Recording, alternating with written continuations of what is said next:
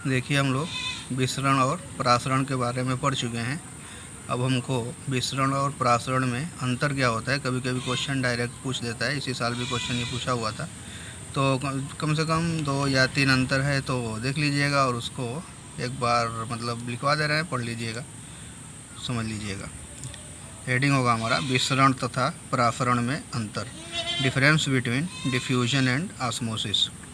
Number 1, परासरण में अर्धपारगम्य झिल्ली का होना आवश्यक होता है, जबकि विसरण में किसी झिल्ली की आवश्यकता नहीं होती है। सबसे पहला अंतर होता है कि परासरण के लिए अर्धपारगम्य झिल्ली होगी, लेकिन विसरण में अर्धपारगम्य झिल्ली नहीं होगी।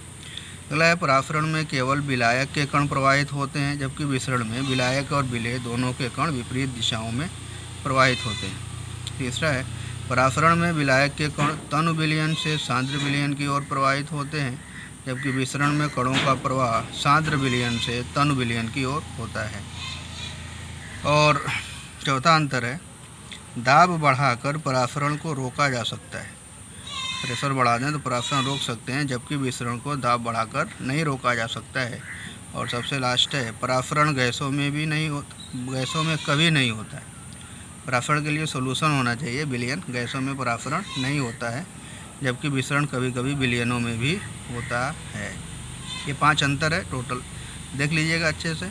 सबसे इम्पॉर्टेंट अब हमको पढ़ना है चौथा अणुसंख्य गुणधर्म, परासरण दाब ऑस्मोटिक प्रेशर। थोड़ा सा समझते हैं, ये फिगर ही हम समझाना चाह रहे हैं। देखिएगा, ये मान लीजिए बर्तन है, ठीक है। एक में जल मतलब शुद्ध विलायक भरा हुआ है, और एक में विलयन है। विलयन का मतलब इसमें कोई विलेय पदार्थ घुला हुआ है। दोनों को हम अर्धपारगम्य झिल्ली द्वारा ये क्या कर रहे हैं, इसको अर्धपारगम्य झिल्ली के द्वारा दोनों को सेपरेट कर दिए, और सेपरेट करने के बाद दोनों में पिस्टन लगा दिया गया। दोनों में ये पिस्टन लगा हुआ है, और मतलब कि यहाँ पे हम अब क्या होगा, परासरण की क्रिया शुरू होगी, और जल के कण, ध्यान दीजिएगा, जल के कण विलायक के कण धीरे धीरे अर्धपारगम्य झिल्ली से होकर के विलयन में जाएंगे। इससे क्या होगा, ये विलयन वाला जो पात्र होगा ना, उसका लेयर धीरे धीरे ऊपर उठेगा। तो ऊपर उठेगा, इधर वाला मतलब वायु का प्रेशर पड़ेगा, प्रेशर की वजह से, या मतलब कि अर्धपारगम्य झिल्ली के द्वारा इनकी सांद्रता में अंतर है, तो विलायक के कण क्या होंगे, यहाँ धीरे धीरे विलयन की ओर जाएंगे। विलयन की ओर जब कण इसमें जाएंगे तो धीरे धीरे इसका लेयर इंक्रीज करेगा। जब लेयर बढ़ेगा, इधर भी वायु का समान दाब, इधर भी वायु का समान दाब, तो इसमें कोई खास अंतर नहीं आएगा। धीरे धीरे इसका लेयर इंक्रीज करेगा। तो हम क्या करेंगे ना, अपने पास से अलग से एक प्रेशर लगाएंगे। इतना प्रेशर लगाएंगे कि ये जो विलायक के कण हैं इस विलयन में न आ पाए। ध्यान दीजिएगा क्या कहना चाह रहे हैं हम। ऊपर से ये पाई जो प्रेशर है, पाई, इसको हम क्या कर रहे हैं, यहाँ पे ऊपर से पिस्टन पर हम उसको लगाएंगे, जिसकी वजह से ये विलायक के कण विलयन में न आए। कहने का मतलब कि परासरण रुक जाए। इतना प्रेशर हम लगाएंगे कि परासरण क्या हो, रुक जाए। तो परासरण को रोकने के लिए जो दाब लगाते हैं उसी को हम क्या बोलते हैं, परासरण दाब। ये फिगर है, वैसे लिखे हैं, देख लीजिएगा, समझ में आ जाएगा। अगर नहीं समझ में आएगा बोलने से तो देख लें। चित्रानुसार एक पात्र को अर्धपारगम्य झिल्ली द्वारा 2 बराबर भागों में विभाजित किया जाता है। पात्र में दोनों तरफ पिस्टन पी लगा देते हैं। पात्र के एक भाग में विलयन तथा दूसरे भाग में जल शुद्ध विलायक भर लेते हैं। इतना तो क्लियर है। इसके बाद परासरण की क्रिया प्रारंभ होते ही विलयन वाला पिस्टन ऊपर उठने लगता है। क्यों? इसलिए कि धीरे धीरे विलायक के कण विलयन में जाने लगते हैं। इस क्रिया को रोकने के लिए इतना बाहरी दाब पिस्टन पर उत्पन्न किया जाता है कि परासरण रुक जाए। यहाँ पर जो दाब परासरण क्रिया को रोकने के लिए लगाया जाता है उसका मान परासरण दाब के बराबर होता है। अतः डिफिनीशन आएगी, किसी विलयन को अर्धपारगम्य झिल्ली द्वारा उसके विलायक से पृथक करने पर परासरण की क्रिया को रोकने के लिए कम से कम जितना बाहरी दाब विलयन पर लगाना पड़ता है वह उस विलयन का परासरण दाब कहलाता है। बहुत इम्पॉर्टेंट है, देख लीजिएगा। आधुनिक विचार, आधुनिक विचारधारा के अनुसार परासरण क्रिया में विलायक की वाष्प अर्धपारगम्य झिल्ली से होकर विलयन की ओर जाती है। यह क्रिया उस समय तक चलती रहती है जब तक दोनों तरफ विलायक का वाष्प दाब बराबर नहीं हो जाता है। मतलब विलयन है, उसमें भी विलायक है, एकदम शुद्ध विलायक है, तो दोनों विलायक का वाष्प दाब अगर बराबर हो जाएगा तो फिर भी परासरण क्या हो जाएगा, रुक जाएगा। तो इसके बेस पर भी एक डिफिनीशन है, ये मॉडर्न डिफिनीशन इसी को बोलते हैं, लेकिन आप ऊपर वाला भी लिख सकते हैं, ये भी लिख सकते हैं। वह कम से कम बाहरी दाब जो विलयन पर लगाने से उसका वाष्प दाब विलायक के वाष्प दाब के बराबर हो जाता है, उस विलयन का परासरण दाब कहलाता है। एक और डिफिनीशन परासरण दाब की है, मतलब ये पुरानी डिफिनीशन है। लिखा है कि परासरण दाब उस द्रव स्थैतिक दाब के बराबर होता है जो विलयन को विलायक से अर्धपारगम्य झिल्ली द्वारा पृथक रखने में उत्पन्न होता है। इसमें सीधा सीधा मतलब है, मान लीजिए कोई बर्तन है, उसी बर्तन में हमने अर्धपारगम्य झिल्ली लगा दिया, तो अर्धपारगम्य झिल्ली जब लगाएंगे तो धीरे धीरे क्या होगा, विलयन में जब लगाएंगे तो विलायक के कण विलयन से होकर के ऊपर की ओर, अगर पिस्टन हमारा बर्तन क्या हुआ है, खुला हुआ है, तो ऊपर की ओर जाएंगे और जाते जाते एक कंडीशन आएगा कि फिर ये आना जाना बंद हो जाएगा और रुक जाएगा। मतलब ऊपर से तो वायुमंडलीय दाब लग रहा है, लेकिन कब तक जाएगा, दोनों का वाष्प दाब क्या हो जाए, बराबर हो जाए।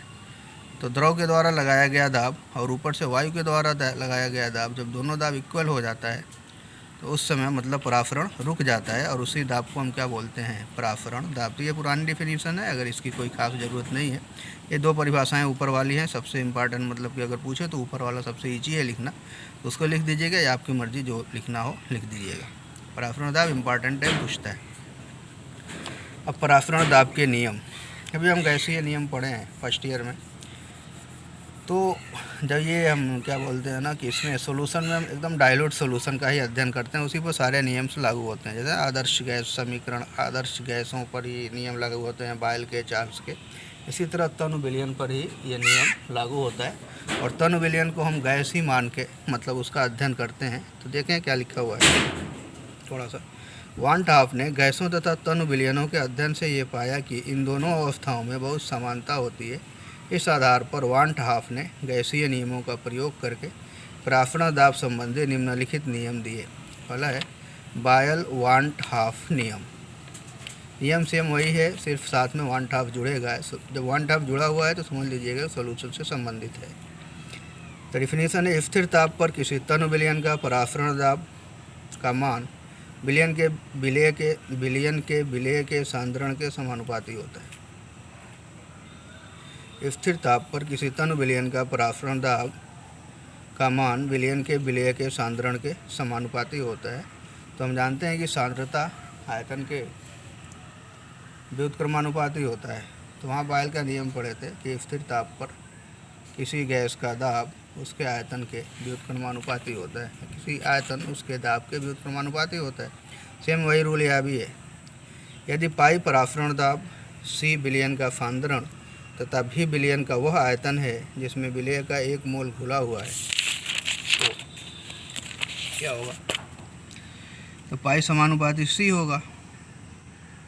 यह हो जाएगा pi upon C equal to constant, या pi equal to constant C, मतलब ये बनेगा। हम जानते हैं सी इक्वल टू 1/v, हम क्या लिख सकते हैं, सी की जगह 1/v। तो पाई समानुपाती 1/v, वहाँ प्रेशर के लिए पी यूज करते थे, यहाँ पाई यूज कर रहे हैं परासरण दाब के लिए। पाई समानुपाती 1/v कब, स्थिर ताप पर। तो पढ़े हैं ना ये बालकनी, पी समानुपाती 1/v। पाई इक्वल टू के इंटू 1/v, जहाँ के एक स्थिरांक है, इसका मान स्थिर ताप पर स्थिर रहता है, या पाई भी इक्वल टू कांस्टेंट। ठीक, अतः स्थिर ताप पर तनु विलयन के परासरण दाब और उनके आयतन का गुणनफल स्थिर होता है। यह नियम गैसों के बायल नियम के अनुरूप है, अतः इसे तनु विलयन का बायल वान 't हॉफ नियम कहते हैं। क्लियर। अगला है चार्ल्स वान 't हॉफ नियम। स्थिर सांद्रता पर या स्थिर आयतन पर किसी विलयन का परासरण दाब उसके परम ताप के समानुपाती होता है। स्थिर सांद्रता या स्थिर आयतन पर किसी विलयन का परासरण दाब उसके परम ताप के समानुपाती होता है। पाई समानुपाती टी, पाई समानुपाती के टी, जहाँ के एक स्थिरांक है, pi upon T equal to K. यह नियम चार्ल्स के गैसीय नियम का अनुरूप है, तथा तनु विलयन के लिए चार्ल्स वान 't हॉफ नियम या दाब ताप नियम कहलाता है। अब बिलियनों के लिए सामान्य समीकरण, तनु बिलियनों के लिए सामान्य समीकरण। याद है यहाँ पे एक्सप्लेन हम नहीं कर रहे हैं, इसलिए कि हम पढ़ चुके हैं ऑलरेडी। बायल का नियम, चार्ल्स का नियम, वन टॉप का नियम, ये क्या बोलते हैं, आदर्श गैस समीकरण, सब उसी पर आधारित है। तब इस नियम प्रथम नियम का मतलब बायल वन टॉप नियम से हम जानते हैं पाई समानुपाती 1/v, कब, स्थिर ताप पर। द्वितीय नियम चार्ल्स वन टॉप नियम से पाई समानुपाती t सेकंड स्थिर आयतन पर। उपयुक्त दोनों संबंधों को मिलाने पर पाई समानुपाती t/v, जब t और v दोनों परिवर्तित होते हैं। Pi equal to r into t/v, जहाँ r एक स्थिरांक है, या पाई भी इक्वल टू आर टी, या पाई भी equal to S T. R की जगह हम क्या एफ कर रहे हैं, एस यूज कर रहे हैं। आर का मतलब गैस कांस्टेंट, इसलिए यस यूज करेंगे। यस का मतलब होगा विलायक स्थिरांक। ठीक, तो सेम वही होता है, आर का जो मान होता है वही यस का भी मान होता है। सेम जो बिलियन की जो गैसों के लिए रिएक्शन होता है वही इसके लिए भी इक्वेशन होता है। ठीक, यहाँ यस विलायक स्थिरांक है, इसका मान गैस स्थिरांक के मान 0.821 लीटर वायुमंडल प्रति केल्विन प्रति मोल, या 8.314 इंटू 10⁷ अर्ग kelvin inverse mole inverse CH में, या 8.314 joule kelvin inverse mole inverse होता है। ये MKS में हो जाएगा। ठीक है, मान याद होना चाहिए आर का।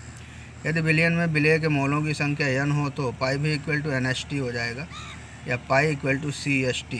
कैसे होगा पाई इक्वल टू CHT, इसको हम ऐसे भी तो लिख सकते हैं, pi is equal to n/v/ST, और n/v को मोलों की संख्या बटा बिलियन का आयतन लीटर में, इसी को कंसंट्रेशन बोलते हैं, मोल प्रति लीटर या मोलरता, जहाँ C बिलियन की मोलर सांद्रण या मोलरता है। ठीक है, यह समीकरण वन टॉप समीकरण या सामान्य विलयन समीकरण कहलाता है। क्लियर। प्रासरण दाब के नियम तभी सत्य होते हैं जबकि, मतलब ये लिमिटेशन है, विलयन का सांद्रण कम होता है, मतलब तनु विलयन होना चाहिए। विलेय पदार्थ का विलयन में वियोजन या संगुणन नहीं होता हो। विलेय विलयन में जाने के बाद टूटते ना हो, जैसे वैद्युत अपघट्ट घोल देंगे तो टूट जाएगा, तो टूटना नहीं चाहिए, ना टूटना चाहिए ना ही जोड़ना चाहिए। हाइड्रोजन बॉन्डिंग वाले कोई अगर यौगिक अगर हम घोल दें तो आपस में संगुणित होकर के, एसोसिएट होकर, इकट्ठा होकर के 2 से 1 हो जाते हैं। विलयन का ताप स्थिर रहना चाहिए और विलेय अवाष्पशील होना चाहिए। अगला है अवोगाद्रो वन टॉप नियम। समान ताप, दाब और ताप पर विलयनों के समान आयतनों में विलेय के अणुओं की संख्या समान होती है। यह अवोगाद्रो का नियम है।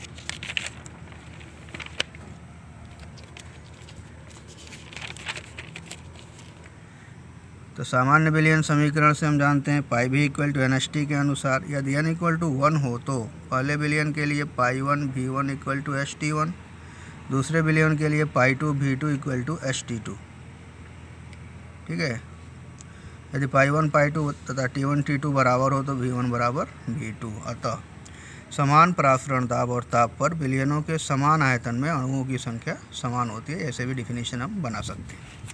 एक और, या समान ताप और ताप पर समान आयतन में घुली हुई विभिन्न विलयों के समअणुक मात्राएं समान परासरण दाब उत्पन्न करती हैं।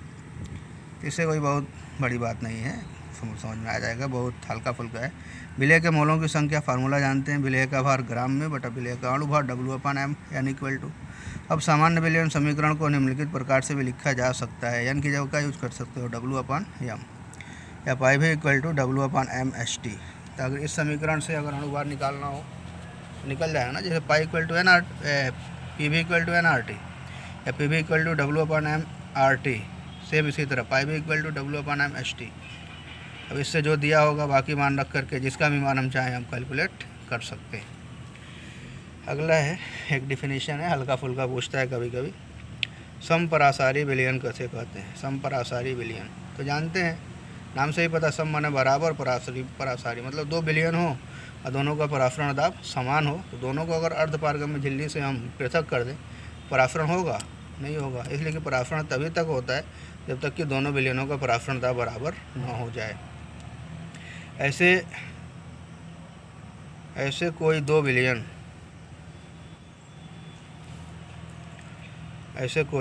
विलयन जिनको अर्धपारगम्य झिल्ली के द्वारा पृथक करने पर परासरण नहीं होता है, समपरासारी विलयन कहलाते हैं। अर्थात समान ताप पर जिन विलयनों के परासरण दाब समान होते हैं समपरासारी विलयन कहलाते हैं। परिभाषा याद कर लीजिएगा, पूछता है।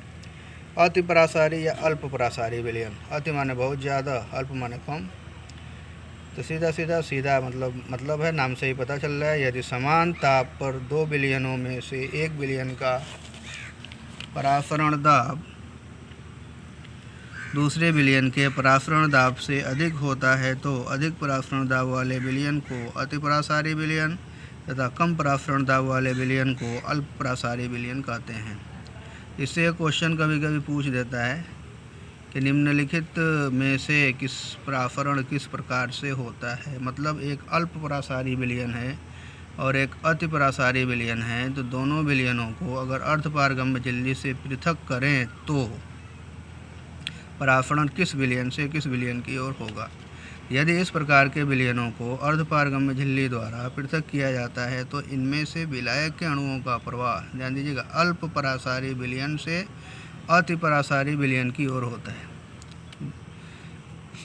कन्फ्यूजन ये होगा कि अगर दो समान परासरण दाब के विलयन हैं, दोनों को अर्धपारगम्य झिल्ली से हम पृथक कर दें, मतलब कि पृथक कर दें, तो परासरण नहीं होगा, ये तो जानते हैं हम। तब हमारे माइंड में ये चल रहा है कि परासरण दाब दोनों विलयन का बराबर हो गया, तो बराबर हो गया तो परासरण नहीं हो रहा है। और यहाँ पे अगर अति परासारी मतलब एक ऐसा विलयन है जिसका परासरण दाब अधिक है और एक ऐसा विलयन है जिसका परासरण दाब कम है, दोनों को अगर अर्धपारगम्य झिल्ली से पृथक करें तो हमारे दिमाग में डायरेक्ट वाटर वाला सिस्टम आता है कि अगर किसी को मतलब कि किसी भी दो बर्तन को नली लगा करके अगर दोनों में मतलब कि कोई भी विलयन हो तो उनको अगर हम पृथक करें तो जल का प्रवाह या किसी द्रव का प्रवाह उच्च तल से निम्न तल की ओर तो होता है। इसी तरह माइंड में डायरेक्ट हमारे आ जाता है कि उच्च मतलब कि अति परासारी विलयन से अल्प परासारी विलयन की ओर प्रवाह होगा और धीरे धीरे परासरणता बराबर हो जाएगा। तो ऐसा नहीं होता है, इसमें उल्टा होता है। अल्प परासारी विलयन से अति परासारी विलयन की ओर होगा, मतलब जिसका परासरण दाब कम होगा उस विलयन से परासरण उस तरफ होगा जिसका परासरण दाब अधिक होगा। क्लियर, बिल्कुल ध्यान दे दीजिएगा इसको। क्वेश्चन आता है, पूछता है कभी कभी, किशमिश को जल में डाल देने पर वो फूल जाती है, क्यों? ये क्वेश्चन बनता है। क्योंकि परासरण क्रिया द्वारा जल के अणु कोशिका झिल्ली से होकर किशमिश में चले जाते हैं। अंगूर को NaCl के सांद्र विलयन में डालने पर वह सिकुड़ जाता है, क्यों? ये भी क्वेश्चन आता है। क्योंकि परासरण क्रिया द्वारा जल के अंगूर से NaCl विलयन की ओर चले जाते हैं। जल के अणु अंगूर से NaCl विलयन की ओर चले जाते हैं। तो ये भी क्वेश्चन कभी कभी अंगूर किशमिश वाला पूछता है। प्रतिलोम परासरण बहुत इम्पॉर्टेंट है, मतलब दैनिक जीवन में उपयोग भी है और इसी साल पूछा हुआ था। प्रतिलोम परासरण किसे कहते हैं? RO वाटर, नाम सुने होंगे, RO water, reverse osmosis and water purification. प्रतिलोम परासरण तथा जल शोधन, RO रिवर्स ऑस्मोसिस, प्रतिलोम परासरण। तो सीधा डिफिनेशन है, यदि विलयन पर उसके परासरण दाब से अधिक दाब प्रयुक्त करें तो अर्धपारगम्य झिल्ली के माध्यम से विलयन से विलायक का प्रवाह शुद्ध विलायक की ओर होने लगता है। इस प्रक्रिया को प्रतिलोम परासरण कहते हैं। यदि विलयन पर उसके परासरण दाब से अधिक दाब प्रयुक्त करें तो अर्धपारगम्य झिल्ली के माध्यम से विलयन से विलायक, मतलब विलयन में जो विलायक होगा उसका प्रवाह शुद्ध विलायक की ओर होने लगेगा। तो धीरे धीरे शुद्ध विलायक भी, पहले जो शुद्ध विलायक था मतलब कि विलयन का विलायक भी शुद्ध विलायक की ओर चला जाएगा और विलय के कण अलग हो जाएंगे, क्योंकि अर्धपारगम्य झिल्ली विलय के कणों को अपने में से होकर गुजरने नहीं देती। इस प्रक्रिया को प्रतिलोम परासरण कहते हैं। इसका प्रयोग समुद्री जल और कठोर जल आदि को शुद्ध करने में करते हैं। ये जल है, लवण, ये जल है, ये शुद्ध जल है, तो पिस्टन है।